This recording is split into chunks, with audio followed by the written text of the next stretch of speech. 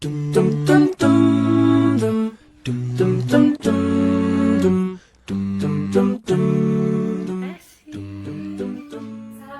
warahmatullahi wabarakatuh.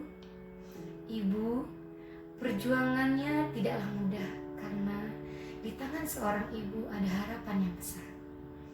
Dari ketulusannya akan menciptakan generasi anak yang tangguh. Tak terkecuali dengan ibu yang mendampingi anak yang berkebutuhan khusus. Memiliki anak spesial tentu bukanlah keinginan mereka, bukan pula permintaan. Akan tetapi semuanya adalah kehendak Tuhan yang Maha Esa. Pada akhirnya, ketulusan dan keikhlasan seorang ibulah yang mampu berjuang agar anak dapat diterima oleh dunia. Di hari ibu ini, kita akan hadirkan salah satu ibu tangguh yang sudah berjuang selama ini mendidik anak yang berkebutuhan khusus. Beliau adalah orang tua dari anak spesial dengan diagnosa ASD, yaitu Autism Spectrum Disorder. Untuk diketahui, ASD itu adalah gangguan neurologis yang menyebabkan perkembangan otak anak terganggu sehingga mempengaruhi kemampuan komunikasi dan interaksi dengan orang lain. Dan pada saat ini sudah hadir bersama kita seorang ibu tangguh tersebut yang memiliki anak spesial. Kita akan berbincang-bincang mengenai pengalaman beliau saat mendampingi anak. Selamat siang Ibu. Ya, Baik. Di sini nanti kita akan ngobrol mengenai anak dan mengenai gimana sih perjuangan ibu selama ini dalam mendampingi anak yang spesial. Baik, yang pertama pertanyaannya, ketika pertama kali ibu mendengar atau mendapatkan diagnosa dari dokter anak mengenai putra ibu yang didiagnosa sebagai autisme, apa yang ibu rasakan waktu itu? pada waktu itu perasaan saya sebagai seorang ibu hancur gitu.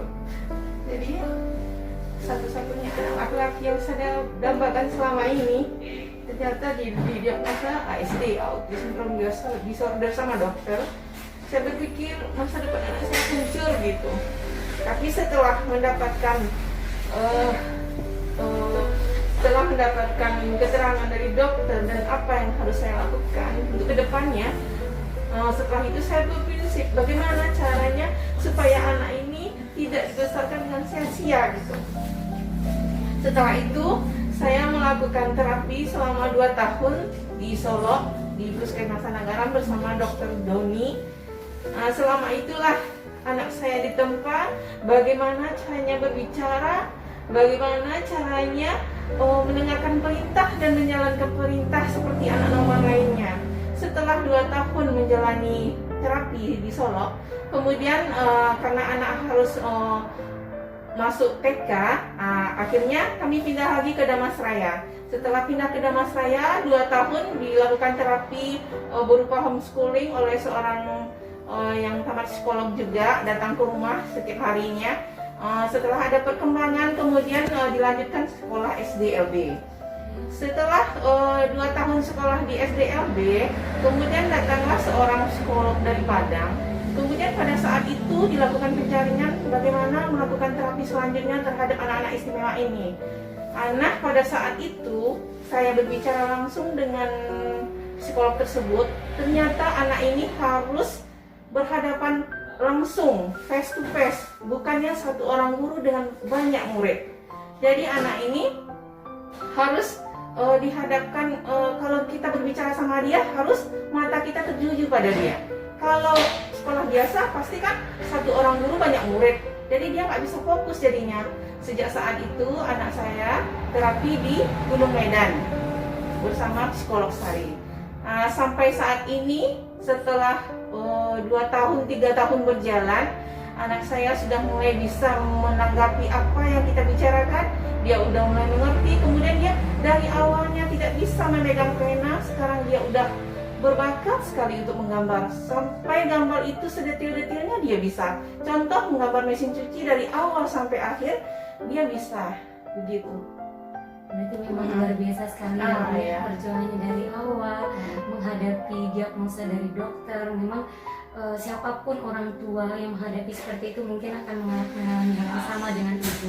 Tapi ibu sejauh ini sudah 11 tahun lebih kurang ya Bu usia anak ibu, tapi ibu masih berjuang penuh untuk mendampingi dia hingga dia bisa benar-benar diterima nantinya oleh masyarakat dan lingkungan sosialnya. Kami sangat appreciate banget kepada ibu tangguh yang luar biasa, tidak henti-hentinya dalam mendampingi putranya yang luar biasa. Sejauh ini ibu berarti dari awal ibu sudah melakukan tindakan-tindakan ya, mencari terapi, sekolah dan lain sebagainya. Alhamdulillah dengan prosesnya, alhamdulillah sudah ada beberapa perubahan yang dialami sama anak. Yang sekarang ibu rasakan apa ibu sejauh ini? Mohon maaf sebelumnya karena kan stigma dari masyarakat mengenai anak-anak yang berkebutuhan khusus atau kita sebutnya anak-anak spesial ya Bu ya. Stigma itu kan masih melekat dan itu sangat negatif gitu. Bagaimana sih ibu menanggapi stigma negatif di masyarakat? Bagi saya sebagai seorang ibu yang punya anak ABK, anak berkebutuhan khusus, saya merasa itu adalah anugerah Tuhan yang tidak ada dikatakan kalau anak itu adalah produk gagal. Kan ada orang berpikiran, oh gagal anak seperti ini, nggak ada masa depannya. Tapi saya berprinsip, Allah menitipkan anak seperti itu karena dia percaya sama orang tuanya. Bagaimana membesarkan anaknya? Saya tahu kalau anak yang seperti ini pasti dia butuh orang tuanya sampai dia dewasa nantinya. Tidak semua orang tua bisa memahami hal seperti ini. Jadi sebagai orang tua kita nggak perlu berkecil hati, malu dan takut.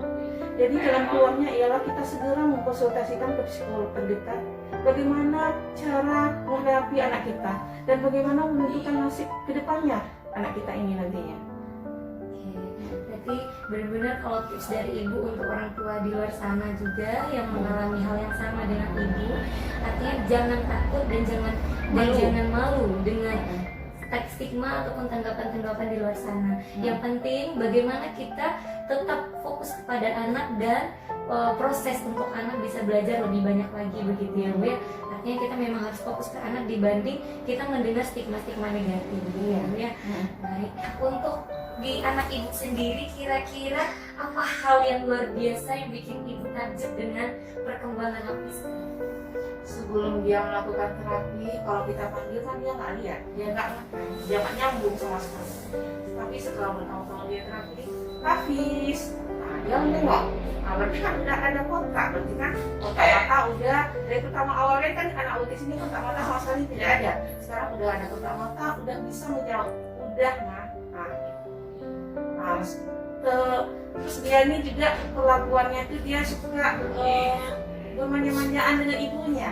Nah ya, kalau dulunya dia cuek, suka sendiri, sekarang dia suka bermanja-manja dengan ibunya. Artinya dia udah mulai bersosialisasi. Dia udah mulai kontak, udah mulai merasakan emosi udah mulai keluar. Terus dulunya bunda nggak tahu. Dia nih Hafiz arahnya kemana. Sekarang udah agak mulai tahu arahnya dia kemana. Dia sepertinya lebih suka alat-alat elektronik gitu. Jadi bukan ke intelektual tapi lebih ke keterampilan. Udah mulai bisa. Jadi kita sudah bisa ya mengarahkan nantinya. Berarti si Hafiz ini bisa kita arahkan ke keterampilan dan digali lagi potensinya ke keterampilan. Gitu ya Bu ya. Apakah ibu bangga dengan anak spesial ini?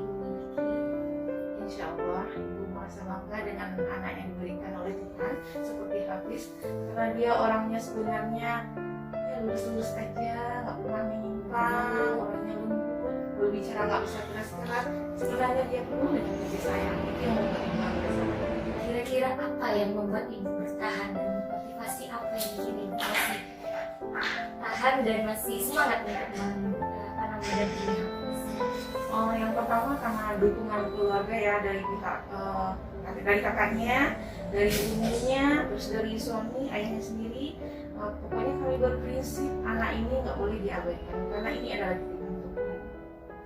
Itu yang menjadi motivasi karena sebanyak ini anak-anak autis kan banyak yang sukses, bisa jadi dokter spesialis, bisa jadi engineer. Nah, kakaknya kan kuliah di teknik, jadi dia nampak kemajuan Hafiz. Itu yang membuat ibu semangat. Jadi keluarga ya Bu ya, dukungan keluarga. pandangan ke depan melihat masyarakat yang udah mengalami autis waktu kecilnya, setelah dewasa dia seperti ini, oh nggak ada yang sia-sia. Iya, berarti belajar dari pengalaman-pengalaman juga ya Bu ya. Dan Ibu juga mencari langkah-langkah ke depannya supaya bisa juga melihat lapisan dia sukses ke depannya seperti itu ya. Baik. Ibu, untuk selanjutnya, untuk harapan Ibu ke depan untuk putra Ibu atau nanti bagi orang tua yang memiliki anak yang spesial juga, apa kira-kira? Harapan saya sebagai seorang ibu yang punya anak ABK seperti Hafiz contohnya, mudah-mudahan orang-orang tua yang lainnya sadar kalau anak seperti ini adalah titipan Allah yang sangat berharga, karena anak ini pasti ada gunanya. Nggak mungkin dia diciptakan kalau tidak ada gunanya. Jadi kita harus bersabar menghadapi anak ini, kita jalankan prosedurnya. Misalnya anak seperti ini harus menjalankan terapi, ya kita jalankan. Nah, kita nggak perlu takut, malu, dan pesimis bagaimana dengan masa depan anak kita. Itu kita harus berusaha sebagai orang tua yang menentukan tetap memaafkan. Tetapi sejauh ini anak yang saya punya, alhamdulillah banyak kemajuannya setelah menjalani terapi. Harapan saya ya seperti itu, jangan takut, malu, dan sungkan untuk berkonsultasi ke psikolog. Oke, baik Ibu. Berarti untuk ibu-ibu di luar sana yang memiliki anak-anak yang spesial, jadi jangan takut dengan stigma negatif dari masyarakat. Kemudian juga yang kedua adalah cari tindakan, langsung mencari tindakan, berfokuslah kepada perkembangan anak. Setelah mendapat tindakan, dukunglah anak, dampingi anak hingga anak benar-benar bisa berinteraksi dengan lingkungan sosial, sehingga nantinya harapan kita anak bisa kembali dan bisa menyatu dengan teman-teman di dunia sosialnya. Baik, terima kasih banyak Ibu atas sharingnya hari ini, semoga bermanfaat. Dan sekali lagi karena ini dalam rangka Hari Ibu, kami mengucapkan selamat Hari Ibu. Dan terima kasih atas pengorbanannya untuk anak Ibu dan untuk anak yang lainnya. Sekali lagi terima kasih Ibu. Iya, sama-sama. Assalamualaikum Terima kasih. Kami ucapkan kepada Ibu Tangguh yang telah membagi pengalamannya dalam mendampingi anak spesial. Tidak ada ibu yang sempurna di dunia ini, tapi tanpa perjuangan seorang ibu, kita tidak bisa melihat dunia. Terima kasih sekali lagi kami ucapkan selamat Hari Ibu untuk semua ibu hebat dimanapun berada, untuk ibu saya, ibu Anda, ibu kita semua. Terima kasih. Assalamualaikum warahmatullahi wabarakatuh.